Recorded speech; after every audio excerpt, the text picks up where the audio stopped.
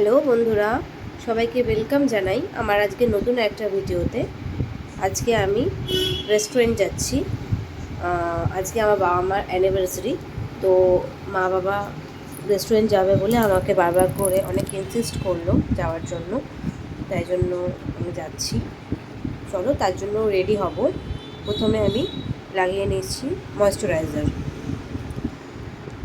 তোমরা আমার গলা আবার শুনে বুঝতেই পারছো যে আমার প্রচণ্ড পরিমাণে ঠান্ডা লেগেছে আর কাশিটাও হচ্ছে। দেখো, আমার ময়েশ্চারাইজার লাগানো হয়ে গেছে। এবার আমি লাগাচ্ছি কাজল।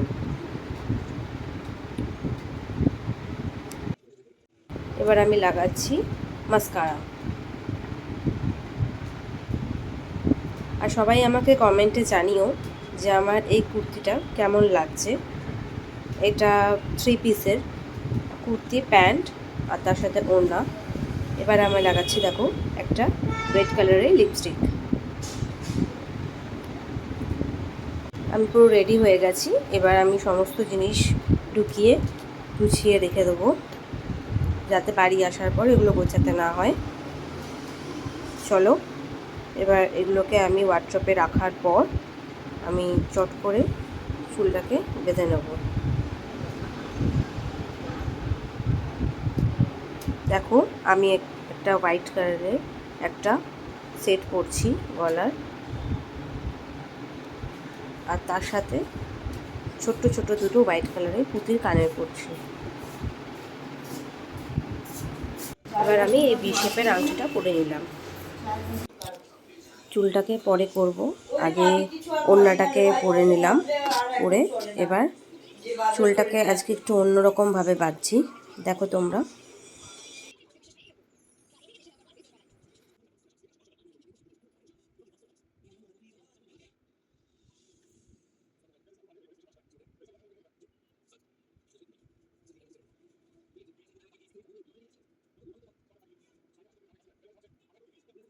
দেখো আমার চুলটা বাঁধা হয়ে গেছে।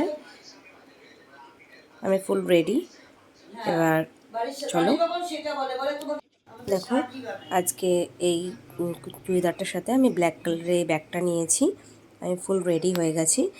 পারফিউমটা লাগাতে ভুলে গেছিলাম, তাই পারফিউমটা একটু লাগিয়ে নিচ্ছি। এবার বেরিয়ে তোমাদেরকে জানাচ্ছি। এই জাস্ট এখন বাড়ি থেকে বেরোচ্ছি। এখন আমি এখান থেকে হেঁটেই যাব। এবার চলো, ওখানে গোড়াবাজার পৌঁছে তোমাদেরকে বলছি। তো দেখো, এখন আমি গোড়াবাজারে প্রায় চলেই এসেছি। এখন আমি ক্যান্টনমেন্ট স্টেশন ওভারব্রিজ থেকে নামছি। মা বাবা আমার জন্য ওয়েট করছে। তার আগে আমি মা বাবার জন্য একটা কেক কিনে নেব, তাই জন্য আমি মিয়ামরে এসেছি। অনেকটা রাত হয়ে গেছে বলে কেকের সেরকম ভ্যারাইটি আজকে আর এখন নেই। এই মিয়ামর থেকে বেরোলাম। কি কি কেক কিনেছি তোমাদেরকে এখন দেখাতে পারিনি, পরে তোমাদেরকে দেখাবো ভিডিওতে। এখন আমরা এখান থেকে একটা টোটো বুক করে নিয়েছি। আমরা ডিরেক্ট নাগেরবাজারের কাস্তুরিতেই নামবো।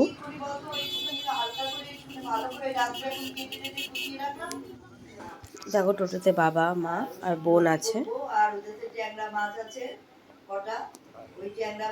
এই আমরা প্রায় এখন নাগেরবাজারের কাছাকাছি চলেই এসেছি।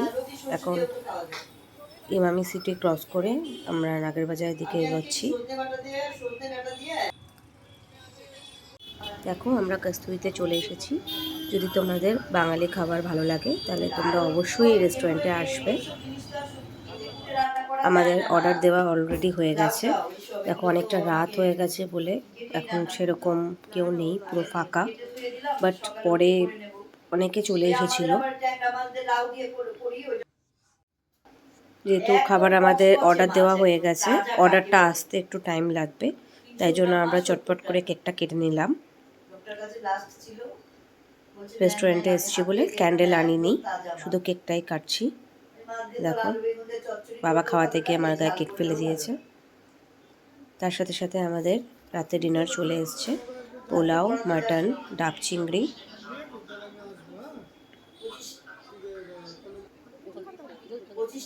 এখন আমি ডাব চিংড়িটা সবাইকে সার্ভ করছি। যেহেতু আমি মাটন চিকেন খাই না, তাই জন্য নিজের জন্য ডাব চিংড়ি অর্ডার দিয়েছি।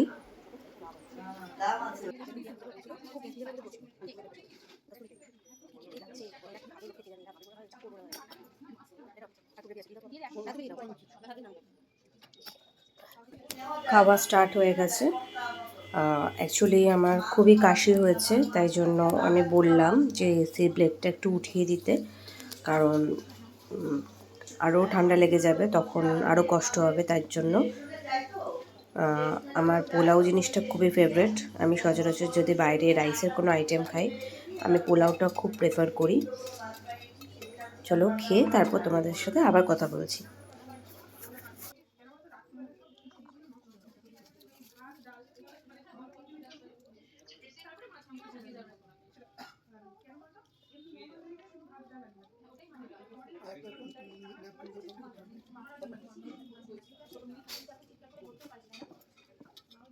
আমরা জাস্ট খেয়ে দিয়ে বেরিয়ে গেছি।